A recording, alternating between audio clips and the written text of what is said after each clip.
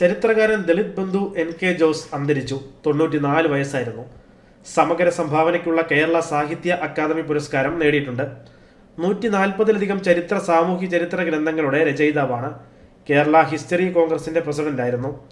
പുന്നപ്ര വയലാർ സമരം, വൈക്കം സത്യാഗ്രഹം, ക്ഷേത്രപ്രവേശന വിളംബരം, നിവർത്തന പ്രക്ഷോഭം, മലയാളി മെമ്മോറിയൽ തുടങ്ങിയ ആധുനിക കേരള ചരിത്രത്തെ ദളിത് പക്ഷത്തു നിന്ന് പുനർവായന നടത്തിയ ചരിത്രകാരനാണ് അദ്ദേഹം.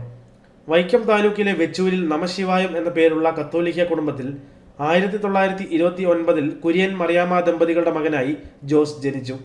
ചേർത്തല, ചങ്ങനാശ്ശേരി എന്നിവിടങ്ങളിലായിരുന്നു സ്കൂൾ വിദ്യാഭ്യാസം. Thevara sacred heart saint Albert's, Ernakulam എന്നിവിടങ്ങളിലായി കോളേജ് വിദ്യാഭ്യാസം പൂർത്തിയാക്കി.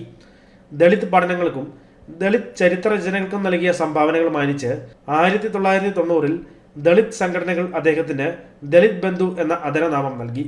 പിൽക്കാലത്ത് അത് തന്റെ തൂലികാ നാമമാക്കുകയായിരുന്നു ജോസ്. കേരളത്തിലെ കത്തോലിക്ക ആൽമായർ, ഭാരതത്തിലെ ക്രിസ്തുമതം, കേരളത്തിലെ സുറിയാനി സഭയുടെ ഉത്ഭവം, മാർ തോമ റോക്കാസ്, ജാതിക്ക് കർത്തവ്യൻ ഗീവർഗീസ്, സിറോ മലബാർ കുർബാനയുടെ ചരിത്രം, കേരളത്തിലെ സുറിയാനി സഭയുടെ ഉത്ഭവം എന്നിങ്ങനെ നിരവധി കൃതികൾ രചിച്ചിട്ടുണ്ട്.